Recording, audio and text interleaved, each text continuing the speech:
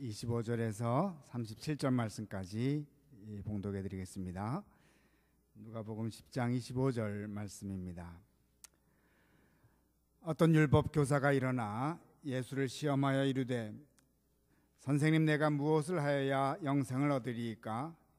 예수께서 이르시되 율법에 무엇이라 기록되었으며 내가 어떻게 읽느냐? 대답하여 이르되 내 마음을 다하며 목숨을 다하며 힘을 다하며 뜻을 다하여 주 너의 하나님을 사랑하라 하고 또한 내 이웃을 내 자신같이 사랑하라 하였나이다. 예수께서 이르시되 내 대답이 옳도다. 이를 행하라. 그러면 살리라 하시니 그 사람이 자기를 옳게 보이려고 예수께 여짜오되 그러면 내 이웃이 누구니이까? 예수께서 대답하여 이르시되 어떤 사람이 예루살렘에서 여리고로 내려가다가 강도를 만나매 강도들이 그 옷을 벗기고 때려 거의 죽은 것을 버리고 갔더라. 마침 한 제사장이 그 길로 내려가다가 그를 보고 피하여 지나가고 또 이와 같이 한 레위인도 그곳에 이르러 그를 보고 피하여 지나가되 어떤 사마리아 사람은 여행하는 중 거기 이르러 그를 보고 불쌍히 여겨 가까이 가서 기름과 포도주를 그 상처에 붓고 싸매고 자기 짐승에 태워 주막으로 데리고 가서 돌보아 주니라. 그 이튿날 그가 주막 주인에게 데나리온 2를 내어주며 이르되 이 사람을 돌보아 주라. 비용이 더 들면 내가 돌아올 때에 갚으리라 하였으니 네 생각에는 이 3사람 중에 누가 강도 만난 자의 이웃이 되겠느냐? 이르되 자비를 베푼 자니이다. 예수께서 이르시되 가서 너도 이와 같이 하라 하시니라. 아멘. 오늘은 수수께끼를 먼저 하나 내드리겠습니다.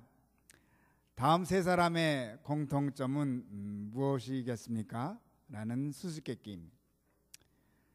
천재 물리학자 아인슈타인, 피아노의 시인 쇼팽, 프랑스의 대문호 빅토르 유고, 한 사람을 더 할까요? 애플 컴퓨터의 창설자 스티브 잡스.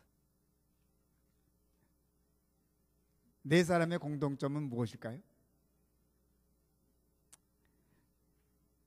이들은 모두 피난민 내지 난민의 자녀입니다. 얼마 전 조선일보에서 난 기사인데 유엔 난민기구는 난민들의 잠재력이라는 문구와 함께 난민 출신 세계적 저명인사 136명을 소개했습니다. 독일이 자랑하던 당대 최고의 물리학자 아인슈타인은 히틀러의 집권으로 난민 신세로 전락합니다. 핍박이 심해지자 아인슈타인은 프린스턴 대 교수직을 얻어 미국으로 망명합니다. 작곡가 쇼팽 역시 타국에서 평생 조국 폴란드 독립을 바라던 난민이었습니다. 폴란드는 러시아의 지배를 받고 있었고 쇼팽은 음악을 통해 조국의 위대함을 알린다는 사명을 갖고 오스트리아 비인으로 건너갑니다. 하지만 폴란드의 청년들이 조국의 주권을 찾기 위해 러시아를 상대로 기도한 바르샤바 혁명이 실패하자 정치적 위협을 받고 프랑스로 망명해 죽을 때까지 돌아오지 못합니다. 프랑스 작가 빅토르 유고는 노틀담의 파리 등으로 명성을 쌓은 이후에 1851년 나폴레옹 정권에 반대하다가 추방당합니다. 시위를 벌이는 등 사회활동에 적극적이었던 그는 정부의 탄압을 피해 벨기에로 갑니다. 하지만 정부의 비판적인 글을 발표하다가 벨기에에서도 추방돼 영국의 섬 등을 전전하며 난민 생활을 했습니다. 그가 망명 기간 중 써낸 작품이 바로 레미제라블입니다. 난민 생활의 산물인 셈입니다. 최근에 가장 잘 알려진 유명 인사는 애플의 창업자 스티브 잡스. 그의 아버지 압둘 파다 존 달리는 시리아 출신 미국 이민자입니다. 잔달리가 조국의 폭종을 피해 난민이 되지 않았더라면 애플도 존재하지 않았을 것이라는 얘기입니다.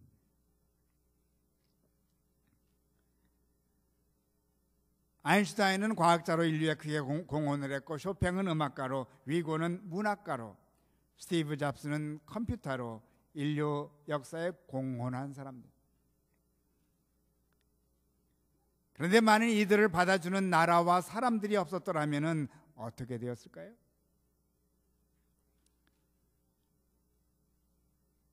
이 네 분이 위대하지만 어떻게 보면 더 위대한 사람들은 이들을 받아준 사람이 아니겠습니까?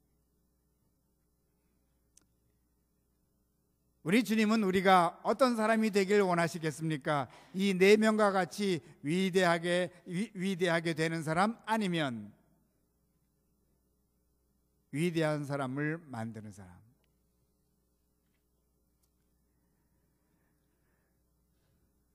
주님은 우리가 어떤 사람이 되길 원하시는지 오늘 본문 말씀을 통해 분명히 말씀해 주고 계십니다. 25절 말씀을 보면 어떤 교사가 예수를 시험하기 위해 묻습니다. 선생님, 내가 무엇을 하여야 영생을 얻으리까? 교사는 정말로 영생을 얻기 위해서 이 질문을 한 것은 아닙니다. 주님을 시험하려고, 주님의 약점을 잡아내서 자기의 위대함을 보이려고 했던 것 같습니다. 질문자가 율법 교사이니 주님은 율법을 사용해서 또 답변을 하십니다. 아니, 되묻고 계십니다. 율법에 무엇이라 기록되어 있으며 어떻게 읽느냐? 주님을 시험하려다가 순간 역습을 당합니다. 교사는 자기가 깊이 깨닫고 있었던 질문을 하시니 역습 당한다는 것도 잊은 채 답변을 합니다. 27절 말씀. 내 마음을 다하며 목숨을 다하며 힘을 다하며 뜻을 다하여 주 너의 하나님을 사랑하고 또한 네 이웃을 네 자신같이 사랑하라 하였나이다.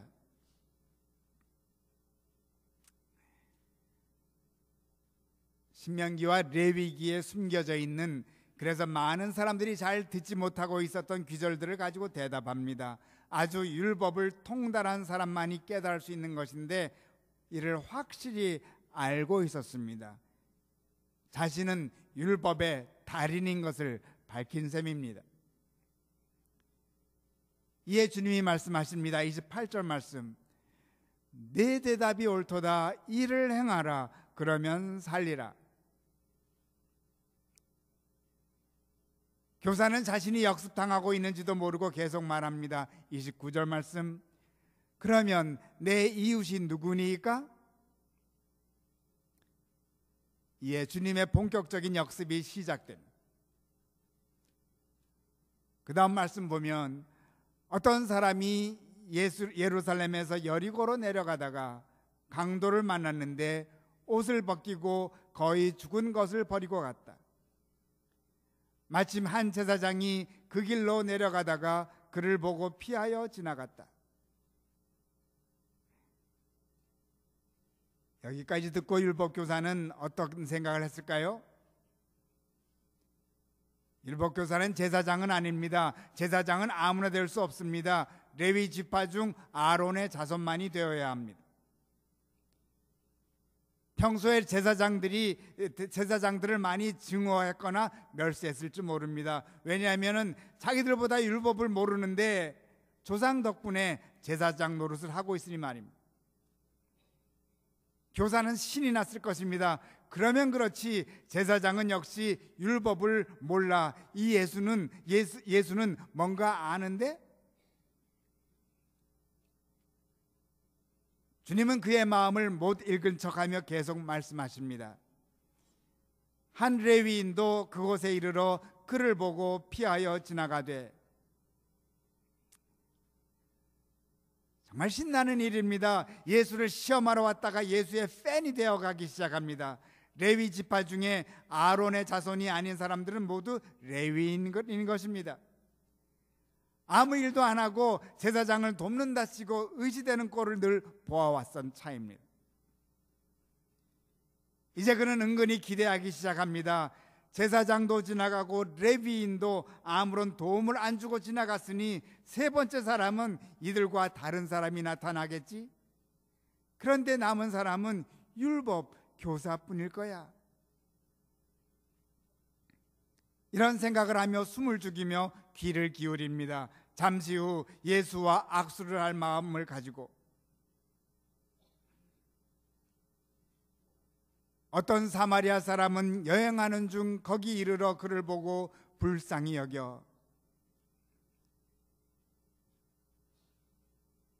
율법교사는 자기의 귀를 의심합니다. 아니 누구? 사마리아 사람? 사마리아 사람은 유대인과 이방인의 피가 섞인 사람들이죠. 어떻게 보면 제일 멸시받았던 사람들입니다. 예수는 있을 수 없는 엉뚱한 사람을 언급하고 있는 것입니다. 그래도 행여나 끝까지 들어봅니다. 가까이 가서 기름과 포도주를 그 상처에 붓고 싸매고 자기 짐승에 태워 주막으로 데리고 가서 돌보아 주니라. 교사는 화가 머리끝까지 치밀어 오릅니다.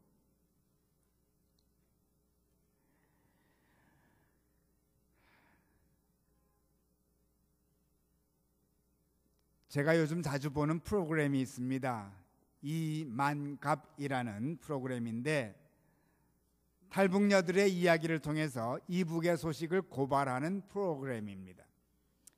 이제 만나러 갑니다의 약자로 이만갑. 얼마 전에 이 프로그램에 오빠와 여동생이 나왔습니다. 오빠는 한쪽 손과 한쪽 발을 잃고 의수의족을 한 사람입니다. 한 발로 중국을 거쳐서 라오스에 도착한 후에 한국으로 오는 길이 너무도 힘들었다고 고백을 합니다. 오빠가 손발을 잃게 된 경위가 있는데 기차에서 떨어져서 손과 발이 잘려나갔습니다. 이를 동생이 보고 있었는데 동생은 오빠를 붙들고 마구 울기만 했습니다. 그런데 아무도 오빠를 도와주지 않았다고 합니다. 잠시 후 사마리아인들이 나타났는데 군인들이었습니다. 군인들이 지혈을 시키고는 군인병원에 데리고 가서 겨우 손과 발의 피를 멈추게 해서 목숨을 건진 것입니다.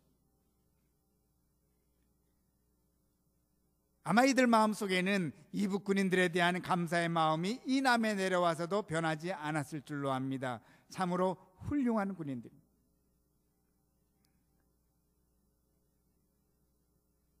그런데 사마리아인은 한 걸음 더 나아갑니다. 35절 말씀. 그 이튿날 그가 주막 주인에게 데나리온 2를 내어주며 이르되 이 사람을 돌보아 주라. 비용이 더 들면 내가 돌아올 때에 갚으리라 하였으니.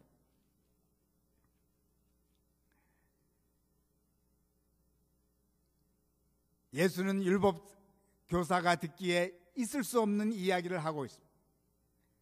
자기들이 그토록 무시하는 사마리아인이 강도 만난 사람을 도와서 주막에 데리고 간 것도 기가 막힌데 그것도 부족해서 끝까지 돕고 있다니 정말 치가 떨릴 정도예요. 율법과는 가장 거리가 멀어 보이는 자가 율법의 핵심을 살고 있다는 메시지입니다. 이때 예수님은 점잖게 묻습니다. 36절 말씀. 네 생각에는 이 세 사람 중에 누가 강도 만난 자의 이웃이 되겠느냐? 자비를 베푼 자니이다. 너도 이와 같이 하라. 율법을 모르던 것 같이 생각되던 사마리아인이 바로 율법대로 살고 있었다는 것입니다. 이 사마리아인을 본받으라는 것입니다. 사마리아인은 율법은 모를지언정 2가지 율법을 이미 지키고 있다는 것입니다. 내 마음을 다하며 목숨을 다하며 힘을 다하며 뜻을 다하여 주 너의 하나님을 사랑하고 또한 내 이웃을 내 자신같이 사랑하라. 율법 교사의 입에서 나오는 이대로 이미 살고 있었던 것입니다.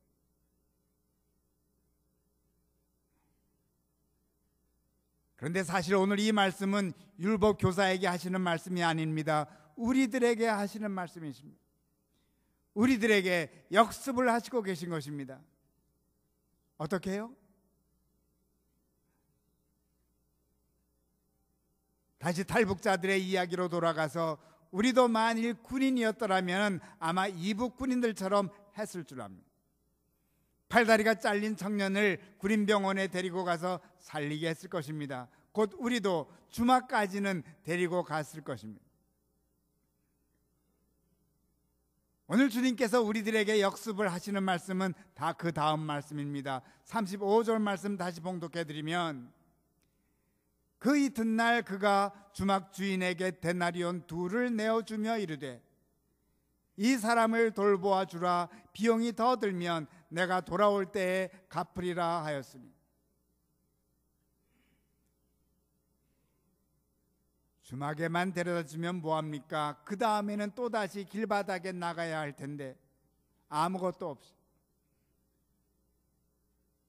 사마리아인의 위대함은 여기에 있습니다. 사마리아인은 단순히 강도 만난 자의 육신적 치료만 생각한 사람이 아닙니다. 그는 강도 만난 자의 인생을 본 사람입니다. 귀한 목적을 안고 태어난 사람으로 보았습니다. 인격으로 보았습니다. 그냥 길바닥에서 쓰러져 죽는다면 이는 인류를 위한 큰 손해이자 이는 하나님께에게도 큰 손해가 끼치는 것을 알았습니다. 이분의 인생이 온전히 회복되어야 함을 알았습니다. 아니, 회복을 넘어 아직도 그 안에 잠자고 있는 놀라운 잠재력이 꽃을 피워야 함을 너무도 잘 알았습니다. 그래서 그는 돌아오는 길에 주막에 다시 들르겠다고 약속합니다. 그리고 만일 치료비가 더 들면은 자기의 모든 것을 털어서라도 온전케 하겠다고 약속합니다. 자기가 쏟아부은 정성보다는 그 안에 내재해 있는 것들은 돈으로 환산할 수 없는 소중한 것임을 잘 알고 있었던 것입니다. 이 강도 만난 자 안에는 인류를 위한 하나님의 놀라운 선물이 숨겨져 있음을 그는 알고 있었던 것입니다.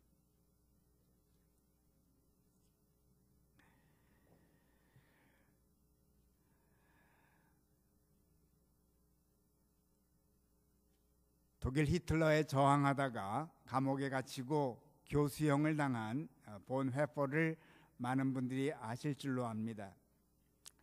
감옥에서 다음과 같은 편지를 친지에게 보냈습니다.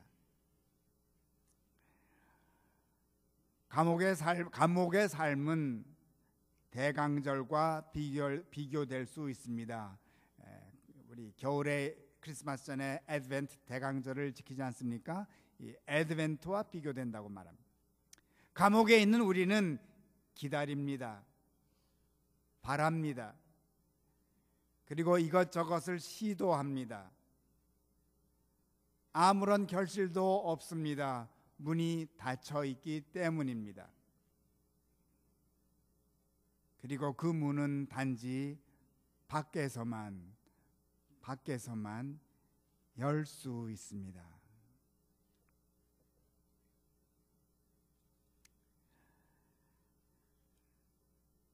강도 만난 사람도 감옥에 갇혀 있는 사람도 스스로는 아무것도 할 수 없습니다. 기다릴 수밖에. 그들은 안에서 문을 열 수가 없습니다. 밖에서만 열 수 있는 문 안에 갇혀 있는 것입니다. 사마리아인은 바로 이 대강절의 문을 연 사람입니다. 밖에서. 진정한 이웃은 밖에서 문을 여는 사람입니다. 이들이 이웃을 위한 대강절의 주인공이 되는 것입니다. 아직 대강절은 2달 남아 있습니다. 그러나 우리가 강도 만난 자들을 위한 대강절의 선물은 될 수 있습니다. 크리스마스를 이웃과 함께 벌써부터 누릴 수가 있습니다. 이웃으로 하여금 최고의 인생을 살도록 밖에서 문을 열어준다면, 밖에서 문을 열어주는 사람들이 바로 자비를 베푸는 자들입니다.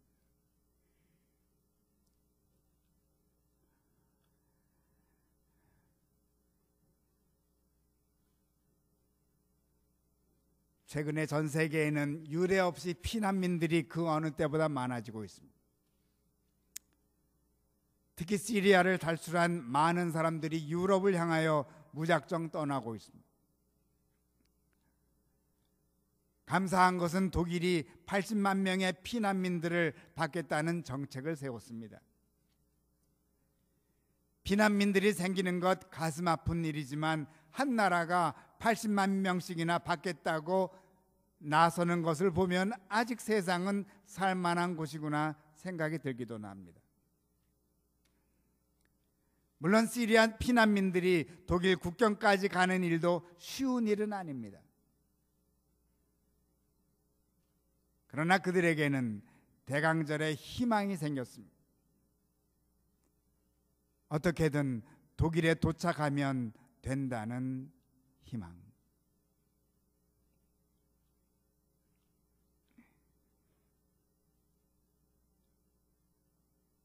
교회 여러분, 우리도 희망이 되어야 하지 않겠습니까?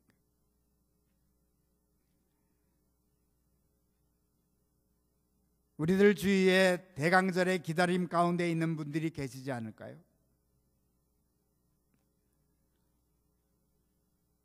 혼자서는 열 수 없는 문 앞에서 언젠가 그 문이 열리기를 기다리는 분들이 있지 않을까요?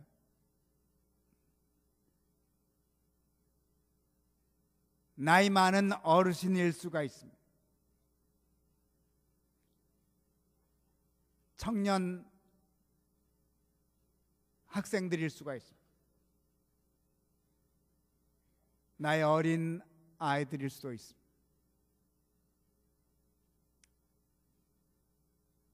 주위를 살펴보시기 바랍니다. 사마리아인이 되시기 바랍니다. 아무도 알아주지 않는, 왜냐하면 우리 주님은 남들이 알아주지 않는 사마리아인으로 우리를 먼저 찾아오셨습니다. 그리고 우리들의 닫힌 문을 열어주셨습니다. 우리가 결코 열 수 없는 문을 밖에서 여셨습니다. 이제는 우리로 말미암아 최고의 삶을 살게 해주십니다. 그 최고의 삶 중에 최고의 삶은 바로 우리도 자비를 베푸는 자가 되는 것이 아니겠습니까?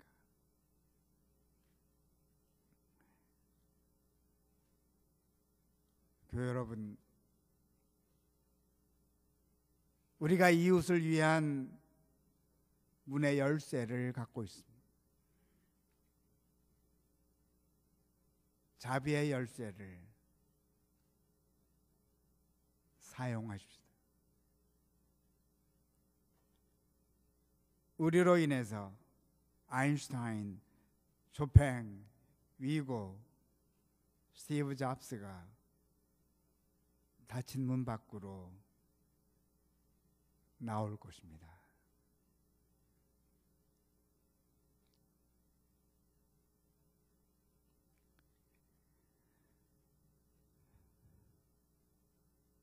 말씀을 거둡니다. 2001년 9월 11일 September 11 모두 기억하실 줄로 압니다.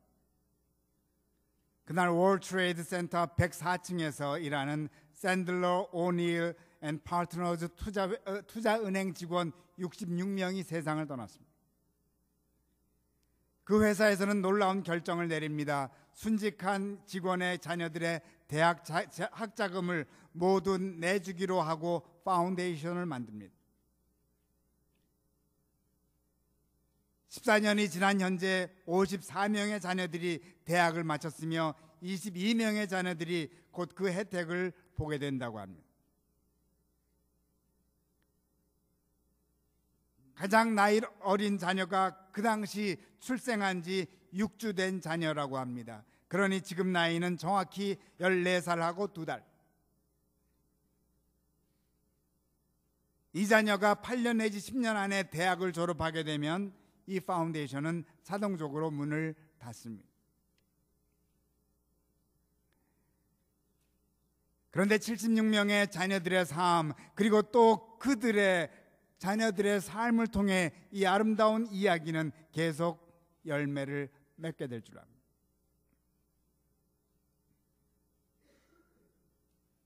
이 회사의 책임자 중 한 사람에게 기자가 물었다고 합니다. 어떻게 이런 생각을 해냈냐고. 그분의 대답입니다. 우리는 우리가 한 일이 앞으로 수백 년간 우리들의 가정에 그리고 순직한 회사원의 자녀와 손주들에게까지 영향을 미칠 것을 믿었습니다. 우리는 첫 몇 시간 아니 며칠 어떻게 처신하느냐가 우리가 누구인지, 우리가 무엇을 위해 사는지를 결정한다고 믿었습니다.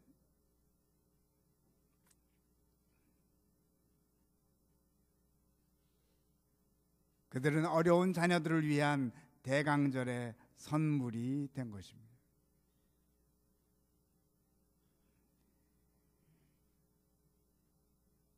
교회 여러분, 우리들이 오늘, 아니 이번 가을을 어떻게 사느냐가 우리의 삶을 결정합니다.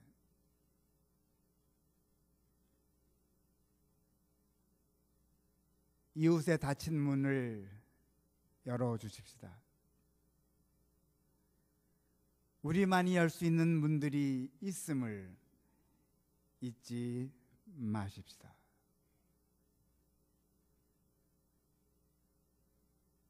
사마리아인으로 우리를 찾아오셔서 우리의 문을 열어주신 주님께서 우리에게 물으십니다. 누가 강도 만난 자의 이웃이 되겠느냐?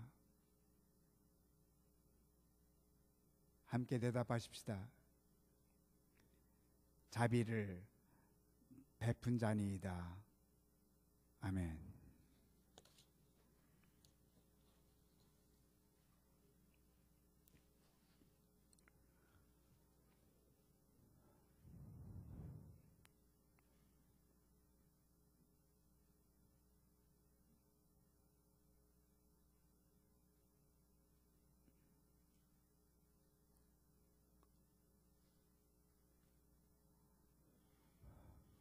복잡하고 어두운 세상이라고들 불평을 합니다.